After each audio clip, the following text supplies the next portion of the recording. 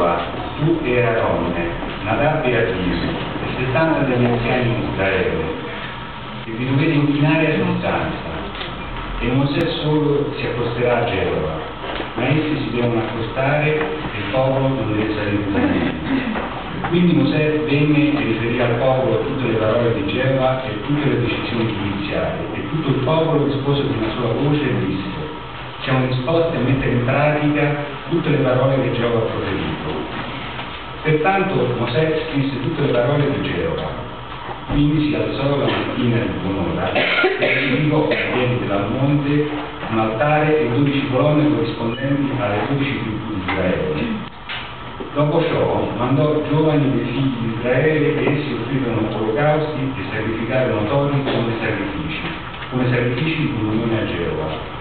Mosè prese quindi metà del sangue e lo asperse sull'altare. Infine prese il libro del patto e lo resse con gli orecchi del popolo. Allora dissero: siamo disposti a fare tutto ciò che Geova ha proferito e a obbedire. Mosè prese dunque il sangue, lo sperse sul popolo e disse: ecco il sangue del patto che Geova ha concluso con voi rispetto a tutte queste parole. E Mosè e Aronne, Nadab e Abiu e 70 degli anziani di Israele salivano e vedevano il Dio di Israele, e sotto i suoi piedi c'erano ciò che sembrava un'opera di latte e di zaffiro, e per purezza con i cieli medesimi. Ed egli non stese la mano contro i notati dei figli di Israele, ma essi ebbero una visione del vero Dio e mangiarono e bevvero. Geova disse ora a Mosè: sali a me sul monte e resta là, perché ti voglio dare le tavolette di pietra e la legge e il comandamento che devono scrivere per insegnare loro. Mosè e Giosuè, suo ministro, dunque, si levarono e Mosè salì sul monte del vero Dio. Ma agli anziani egli aveva detto: aspettaci in questo luogo finché torniamo da voi.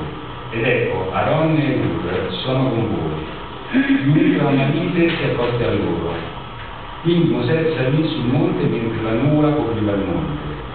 E la gloria di Geova continuava a risiedere sul monte Sinai, e la nuvola continuava a coprirlo per 6 giorni. Alla fine, il 7° giorno, egli chiamò Mosè dal mezzo della nuvola. E agli occhi dei figli di Israele l'aspetto della gloria di Geova era come un fuoco duratore in cima al monte.